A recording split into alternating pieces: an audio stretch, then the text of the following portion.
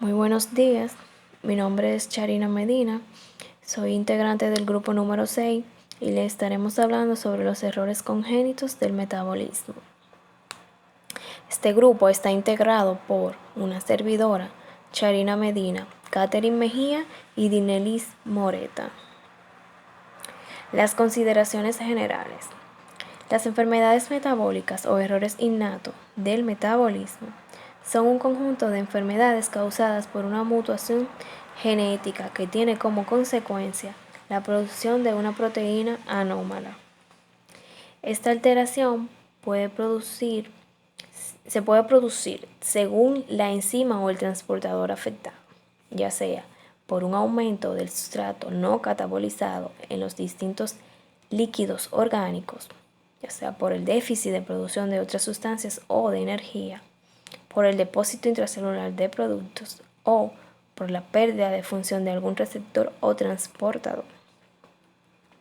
También tenemos que los errores innatos del metabolismo se clasifican según la vía metabólica afectada, ya sea por los hidratos de carbono, por los AA y proteínas, por defecto del ciclo específico, por moléculas complejas, por defectos de transporte o por otras enfermedades metabólicas hereditarias o por un déficit de alfa-1 antitripsina de planocitosis.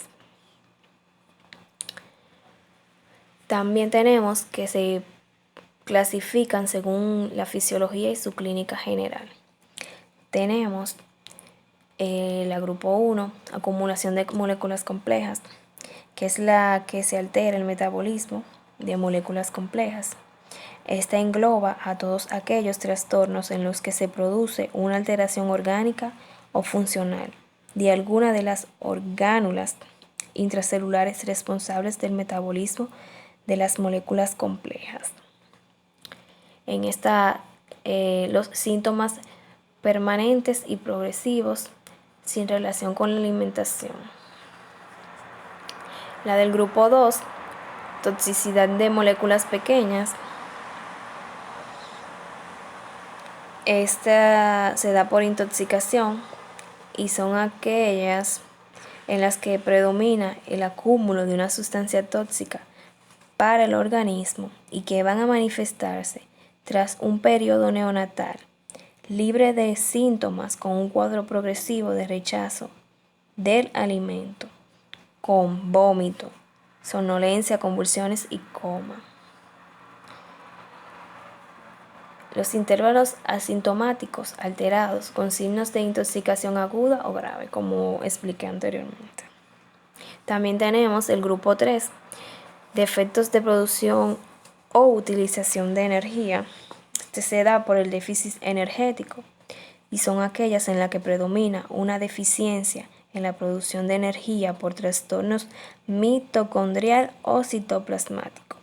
Los síntomas aparecen rápidamente después del parto o tras unas horas del nacimiento.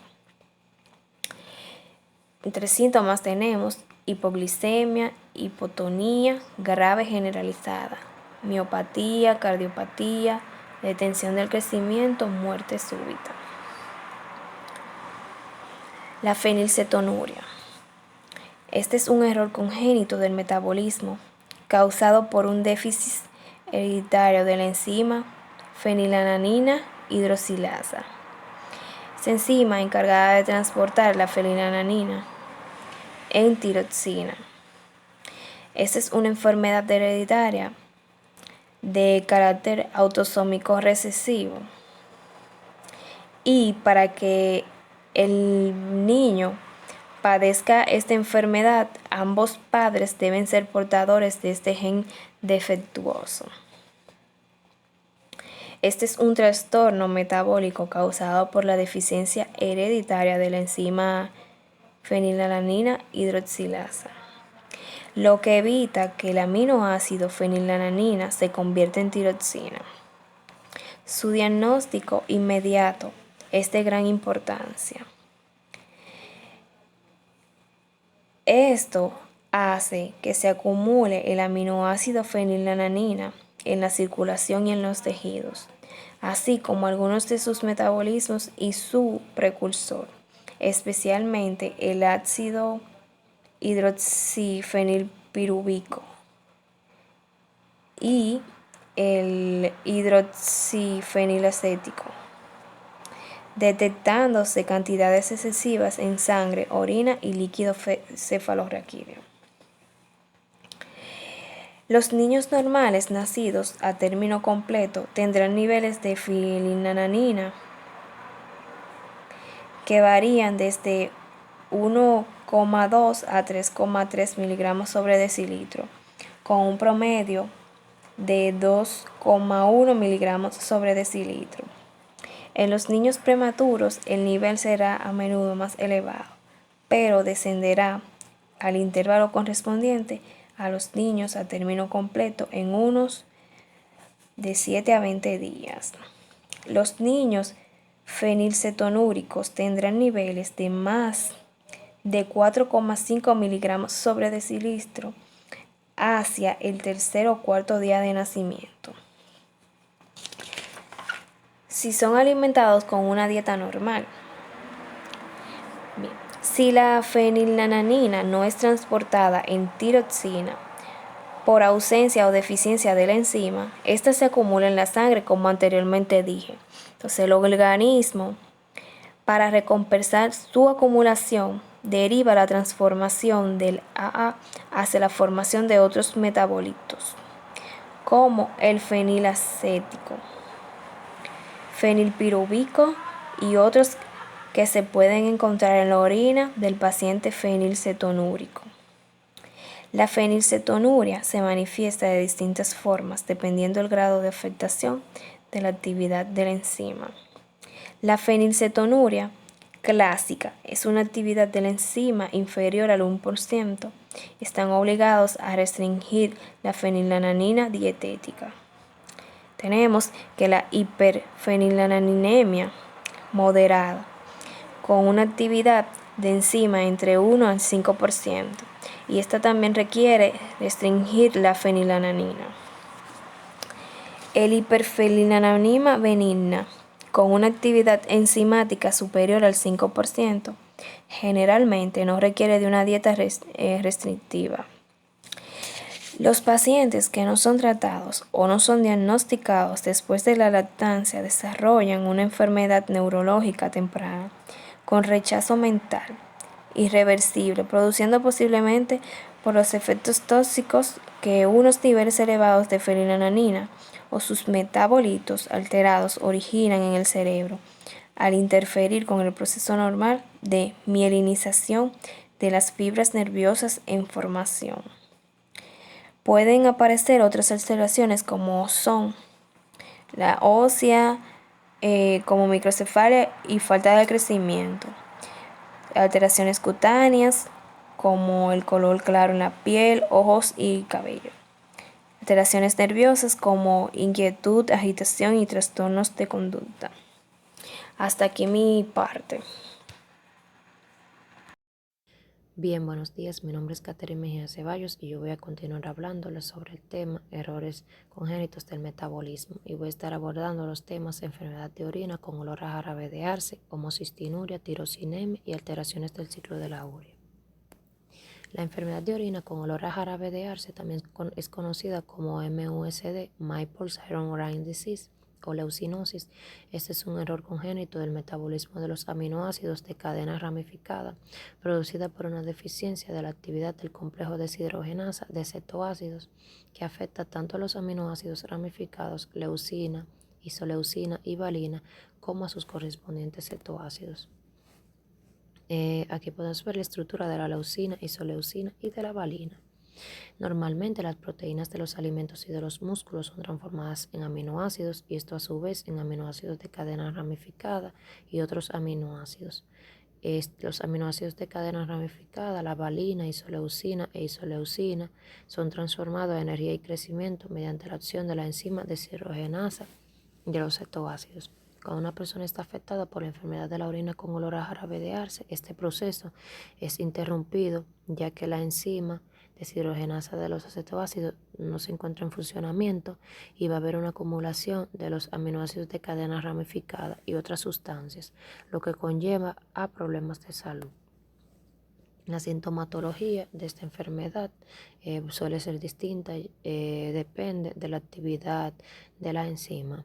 Esta presenta tres formas, una clásica, una intermitente y una intermedia. La forma clásica es la de mayor interés por la severidad del cuadro clínico y por ser la más común de todas. Esta se caracteriza por un cuadro de encefalopatía de comienzo neonatal, con rechazo de la alimentación y somnolencia alrededor de los 10 días de vida, que progresa rápidamente al coma sin causa aparente. Posteriormente, se instala un cuadro neurológico de severidad progresiva que conduce al paciente a la muerte cuando se realiza un diagnóstico precoz e inicio inmediato del tratamiento adecuado. Desde el punto de vista bioquímico, esta se caracteriza por un defecto de la enzima deshidrogenasa de los cetoácidos de cadena ramificada, actividad de 0 a un 2%. El incremento de la valina, de la leucina y de la isoleucina se refleja en sangre y en orina. La forma intermitente, esta forma es de presentación más leve y las crisis metabólicas recurrentes se desencadenan por infecciones o después de una ingesta importante de proteínas. Los individuos afectados por esta forma suelen ser sanos durante su primera infancia o incluso antes de la adolescencia. Durante los periodos de crisis se encuentran aumentados los niveles de valina, leucina e isoleucina, mientras que en los periodos intercríticos el cuadro clínico bioquímico es absolutamente normal. En la forma intermedia se caracteriza por un cuadro clínico menos severo que la forma clásica. Los individuos afectados presentan un retraso de crecimiento y retardo mental en ausencia de tratamiento. Bioquímicamente se caracteriza por presentar una actividad enzimática residual de un 3 a un 30% con una elevación persistente de valina, leucina e isoleucina. Tratamiento. La única alternativa posible de tratamiento es mediante la restricción dietaria de proteínas, más específicamente de los aminoácidos de cadenas ramificadas. Las normas recomiendan iniciarlo antes de los 10 días de vida para asegurar la ausencia de secuelas neurológicas.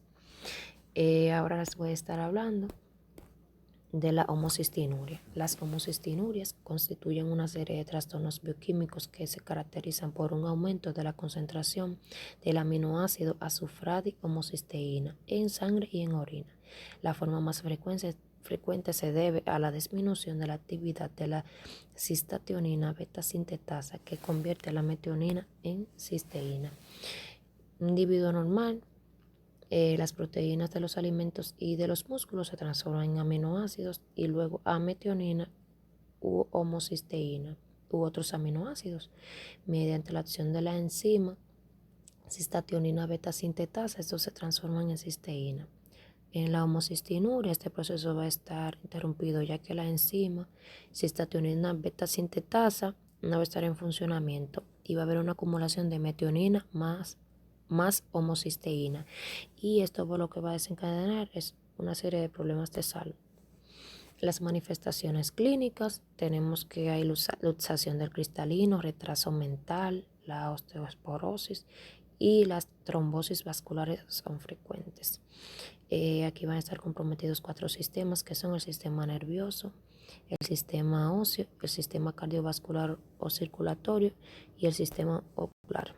Los tratamientos: administrando vitamina B6, cofactor de la cistationina beta sintetasa, CBS. Muchas veces algunos pacientes responden bien a este tratamiento y no requieren ningún otro. Administrando también vitamina B2 y folato, además de la vitamina B6, y añadiendo betaína para asegurar la misma transformación por otra vía, eliminando de la dieta la metionina.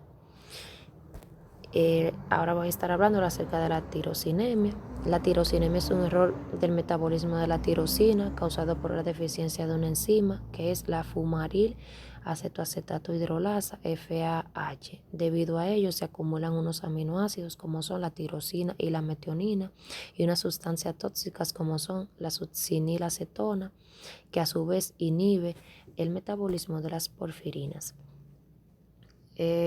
Normalmente Las proteínas de los alimentos y de los músculos se transforman en aminoácidos y estos a su vez en tirosina u otros aminoácidos ya mencionados. La tirosina se transforma por la acción de la fumaril acetoacetato hidrolasa FAH a ácido fumárico más ácido acetoacético. Entonces, en la tirosinemia esto va a estar afectado ya que esta enzima no va a estar en funcionamiento. Entonces va a haber una acumulación de sustancias como la succinilacetona, la tirosina, y esto va a desencadenar una serie de problemas de salud. Por último, voy a estar hablándoles acerca de las alteraciones del ciclo de la urea. La función del ciclo de la urea consiste en la eliminación del excedente de amonio procedente del metabolismo de los procesos congénitos nitrogenados. Los aminoácidos son oxidados, se separa el grupo amino, se convierte el amoníaco en urea y se usa el esqueleto carbonado como combustible metabólico. El ciclo de la urea es un proceso por el cual los desechos del amoníaco se eliminan del cuerpo cuando se consume proteínas. El cuerpo las descompone en aminoácidos. El aminoácido se produce a partir de los aminoácidos sobrantes.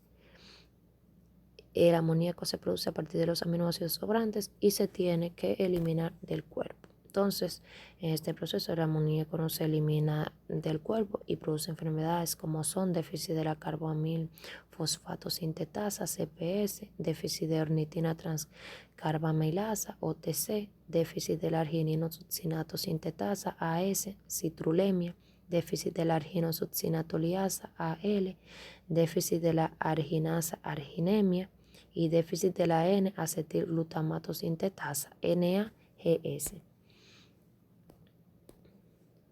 En cuanto a las manifestaciones clínicas, los síntomas incluyen confusión, disminución de la ingesta de alimento, desagrado por los alimentos que contienen proteína, aumento de la somnolencia, dificultad para despertarse, náuseas, vómitos, letargia, hipotonía e hipertonía, donde va a estar afectado el sistema nervioso y el sistema muscular y no va a haber coordinación. La polipnea, que conlleva a una alcalosis respiratoria. Bien, hasta aquí ha sido mi parte y les voy a dejar con mi compañera Dinelis, que va a estar abordando la parte final de este tema. Muy buenos días, mi nombre es Dinelis Moreta y yo les estaré hablando sobre las alteraciones en el metabolismo de aminoácidos, entre otras más. Las alteraciones en el metabolismo de aminoácidos son un conjunto de alteraciones o patologías que tienen en común la imposibilidad de metabolizar diferentes aminoácidos. Esto es debido a la alteración en una vía metabólica específica por la difusión en una enzima. Un gran número de errores metabólicos congénitos están asociados al metabolismo normal de aminoácidos, los cuales, aunque no son muy comunes, son considerados como de mayor interés clínico y diagnóstico, debido a que algunos de estos errores provocan como consecuencia retardo mental y otras alteraciones de gran consideración.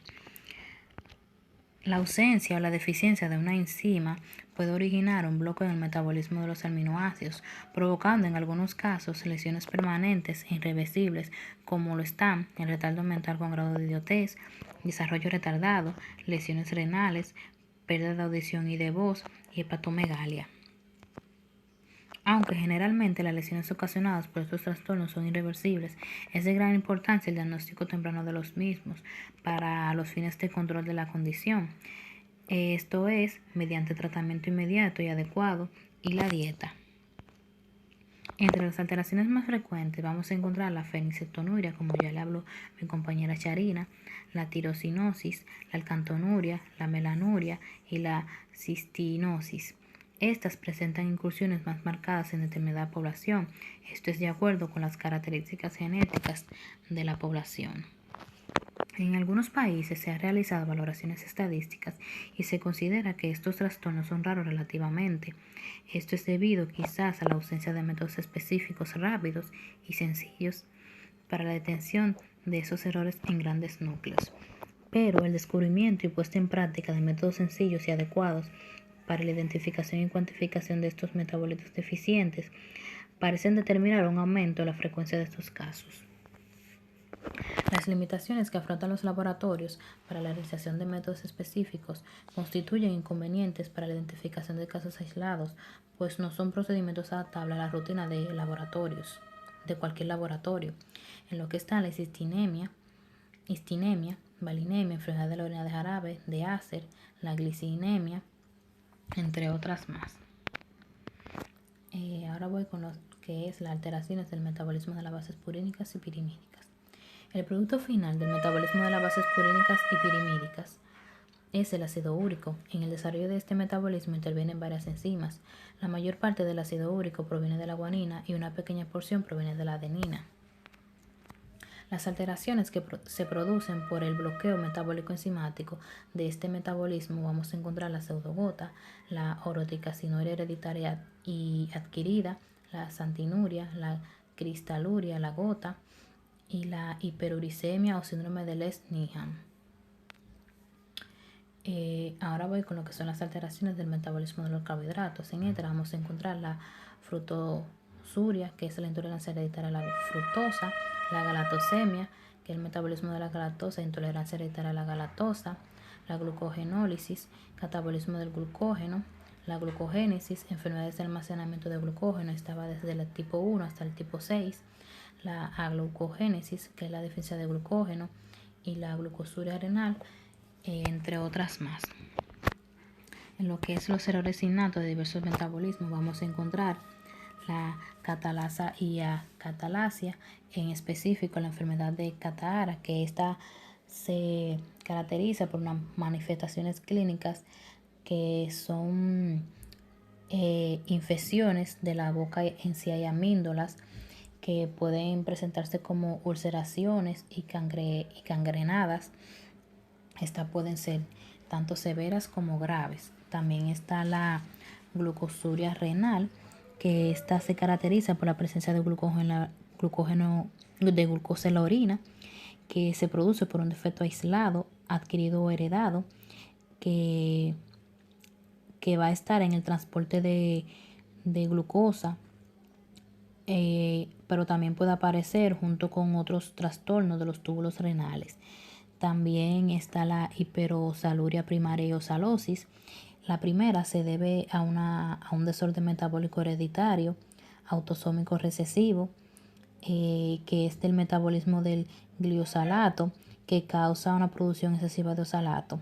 Lo que es la osalosis, esta se produce después que los riñones comienzan a fallar en personas con causas primarias e intestinales de la hiperosaluria y al acumularse un exceso de osalato en la sangre.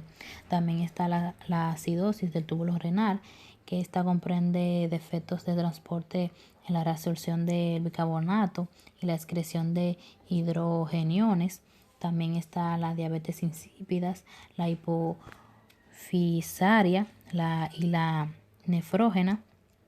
También está la deficiencia de antitricina alfa 1 y la efisema pulmonar.